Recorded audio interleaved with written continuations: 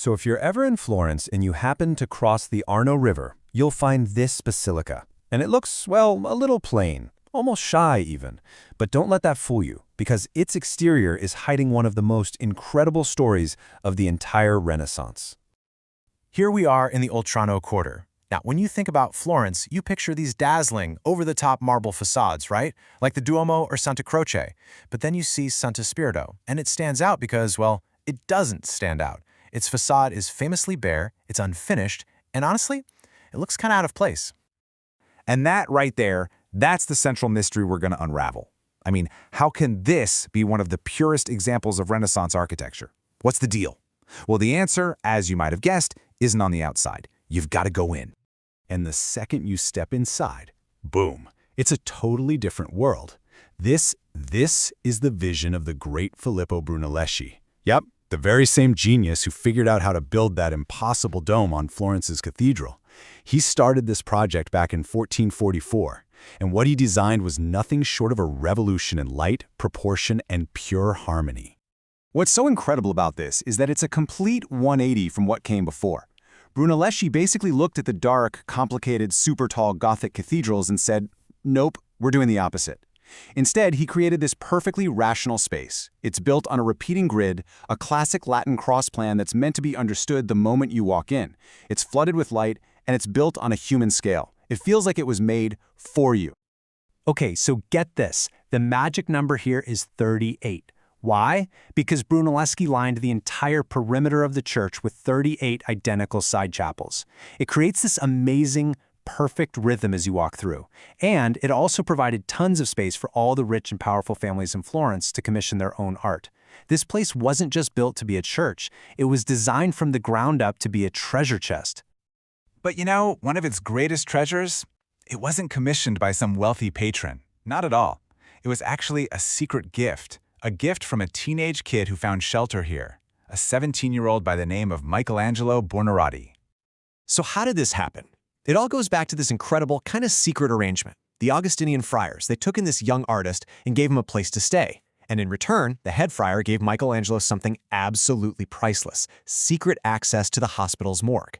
See, he got to study human anatomy up close, a practice that was, let's just say, controversial back then, but it was everything for his art.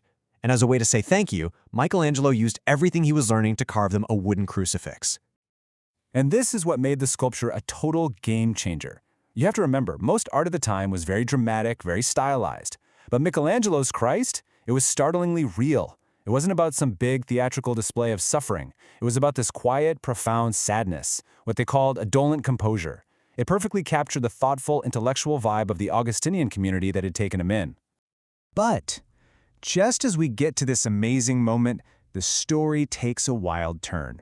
Because this revolutionary piece of art, a critical work from the early days of a genius, just vanished. And I don't mean for a little while. For nearly 500 years, this crucifix was basically a ghost. People knew it existed because his biographers, guys like Giorgio Vasari, wrote about it. But the actual sculpture? Gone. Poof! It was a true phantom in the art world. That is, until 1962. After all those centuries of silence, a chain of truly unbelievable events finally brought this lost masterpiece back out of the shadows and into the light. I mean, the story of how it was lost and then found again is just, wow. So, at some point, centuries ago, someone covered the whole thing in these thick, sloppy layers of paint. It hid all the incredible detail. And then it was just forgotten, left hanging in the convent's dining hall. Can you imagine? Then, fast forward to 1962, an art historian named Margaret Lisner is traveling around Tuscany, cataloging old crucifixes. She sees this one, and something clicks. She's able to see past the bad paint job, recognize the genius underneath, and she just knew this had to be it. Now, it took a long time to get it restored and authenticated, but in the year 2000, it finally came home to Santo Spirito for good.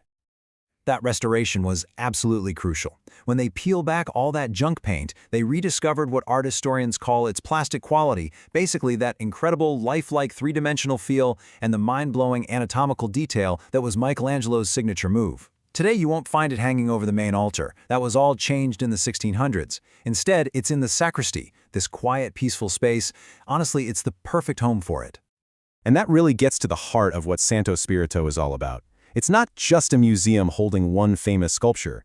The incredible story of Michelangelo's crucifix is just one chapter in a much bigger, ongoing story about how art and faith come together.